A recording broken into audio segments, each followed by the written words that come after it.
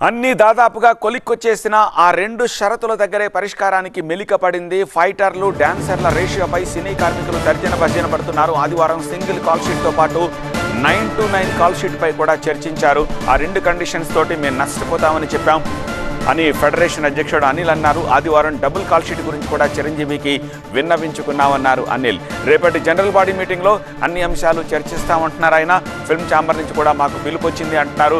రేపు chamber ప్రతినిధులతోటి సమావేశమవుతున్నామంటున్నారు federation అధ్యక్షుడు.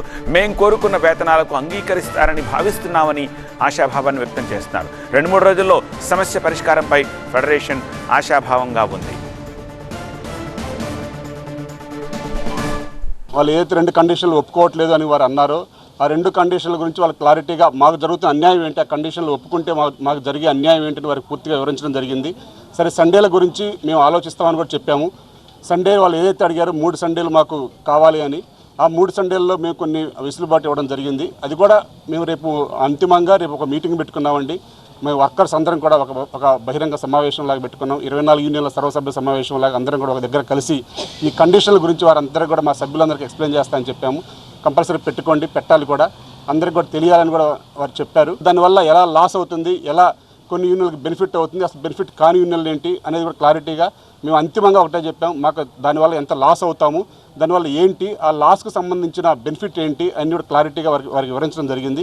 మరలా ఒక 5గురు రమ్మని చెప్పారు. మా సైడ్ నుంచి ఒక 5గురు, వాళ్ళ సైడ్ నుంచి ఒక 5గురు మేము పిలుస్తాను.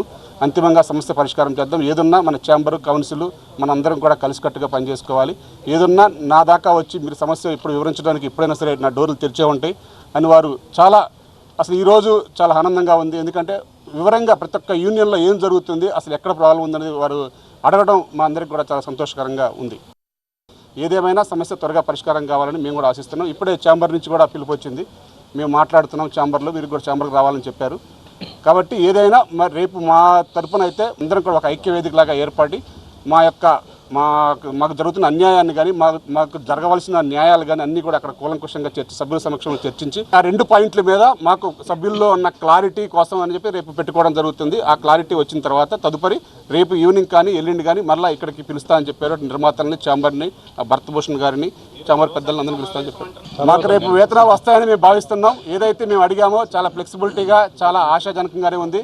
ఛాంబర్ వారితో మాట్లాడి చెప్తా అని చెప్పారు. కంపల్సరీగా మేము అడిగిన వేతనాలు మాకు కంపల్సరీ వస్తాయని మేము భావిస్తున్నాం. ఆ 3 యూనియన్లో కూడా అంతర్భాగమే. కంపల్సరీ వారికి కూడా న్యాయం చేయాలని చెప్పి చిరంజీవి గారు చెప్పడం జరిగింది. తప్పనిసరిగా వారి ముగ్గురికి కూడా పెరుగుతాయి వేతనాలు. 2 పాయింట్ కండిషన్ల మీద ప్లస్ వారు మాకు ఏదైతే మా వేతనం పెంచాలని మేము భావిస్తున్నామో ఆ పర్సంటేజ్ విధానం అనేది మాకు నచ్చితే మేము వెంటనే గురువారం నుంచి షూటింగ్ చేసుకోవచ్చు.